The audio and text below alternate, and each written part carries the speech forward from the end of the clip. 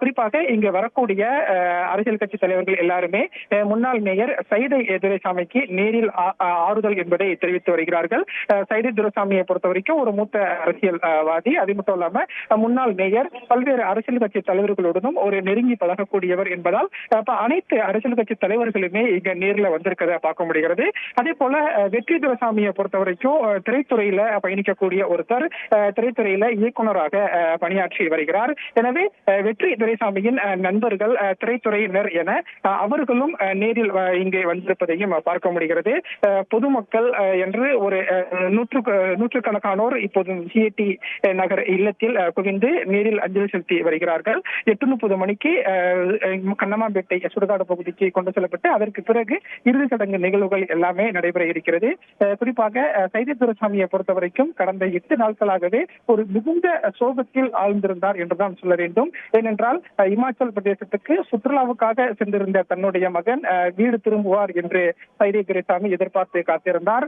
ஆனால் வெற்றி துரைசாமி உயிரோடு வராமல் அவருடைய உடல் மட்டுமே 8 நாளுக்கு பிறகு வந்திருக்கிறது என்பதால் சைதை துரைசாமி மற்றும் அவருடைய குடும்பத்தினர் மிகுந்த சோகத்தில் இங்கு இருப்பதை பார்க்க முடிகிறது. அவர் சைதை துரைசாமி மற்றும் குடும்பத்தினரை தான் அரசியல் கட்சி தலைவர்கள் நேரில் சந்தித்து ஆறுதல் என்பதையும் தெரிவித்து வருகிறார்கள். அடுத்தபடியாக திரைத்துறையின் முக்கிய நபர்கள் ஒரு சிலர் நேரில் வந்து அஞ்சலி செலுத்தி இருப்பதாகவும் சொல்லப்படுகிறது. அதற்காகத்தான் இப்போது அந்த சிஐடி நகர் இல்லத்தில் காவல்துறை பாதுகாப்பு என்பதும் அதிகமாக இருக்கிறது. பல்வேறு அரசியல் கட்சி தலைவர்கள் நேரில் வருகிறார்கள், திரைத்துறையின் முக்கிய நபர்களும் நேரில் வருகிறார்கள் என்பதால் மற்றொரு பக்கம் பொதுமக்களின் கூட்டமும் இங்கு அதிகமாக இருக்கிறது என்பதால் காவல்துறை கட்டுப்பாட்டிற்குள் இந்த சிஐடி நகர் கொண்டு வரப்பட்டிருக்கிறது.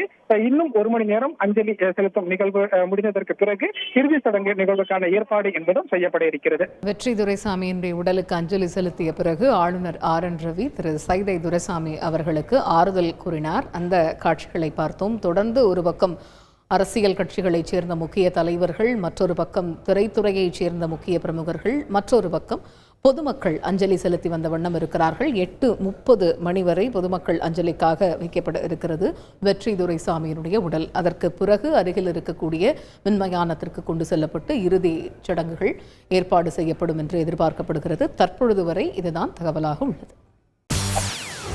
செய்திகளை உடனுக்குடன் தெரிந்து கொள்ள உடனே சப்ஸ்கிரைப் பண்ணுங்க.